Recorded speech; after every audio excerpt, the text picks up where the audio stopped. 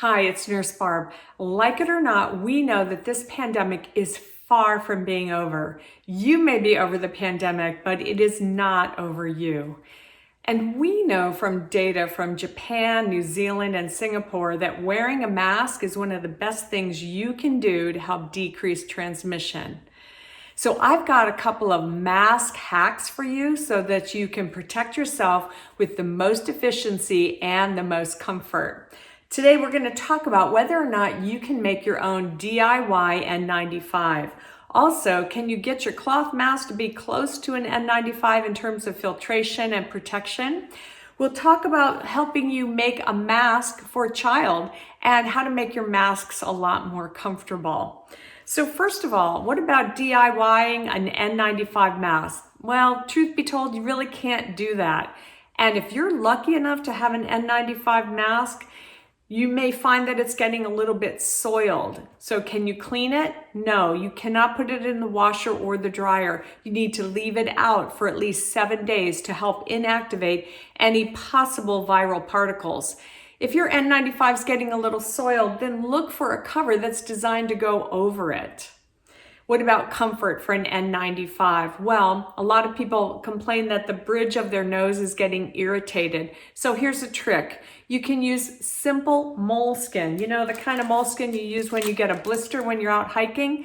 Take a strip of moleskin and you put it on the inside of the mask right here so that the nice soft part touches your nose. Remember, anytime you're wearing any kind of mask, it needs to cover both your nose and your mouth, or it's really not doing any good. Anytime you take off a mask, be sure to wash your hands.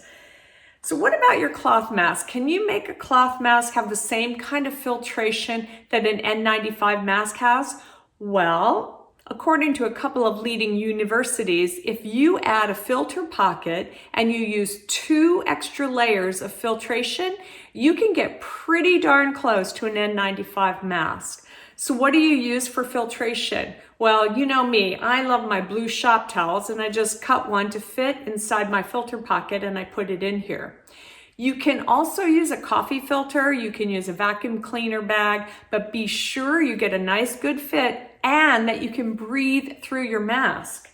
Some other great filtration fabrics are flannel, nice and soft here. You can use 2 layers of silk, 2 layers of flannel, and if you're going to use cotton sheeting, it has to be at least 600 thread count.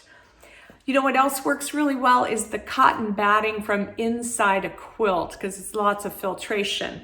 Remember, when your mask gets dirty, you can throw it in the washer and into the dryer. All right, what about children?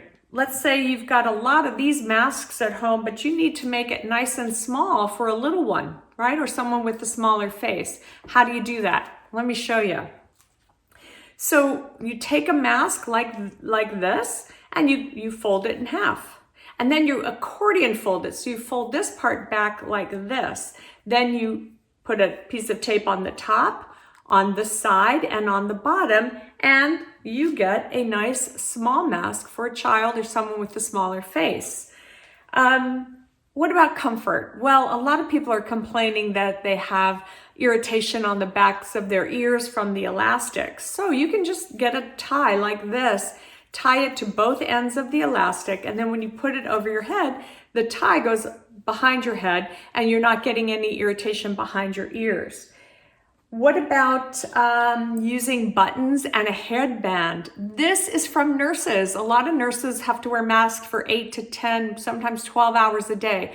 You can wear a hairband, sew a button on either side, and then attach the mask to the button. Pretty cool, right? So those are ways that you can help adapt your mask for more efficiency, more comfort. If you've got some other ideas, drop me a line at nursebarb.com or leave a comment below. I hope all of this helps. Remember, be well, stay safe, and we will get through this together. Take care.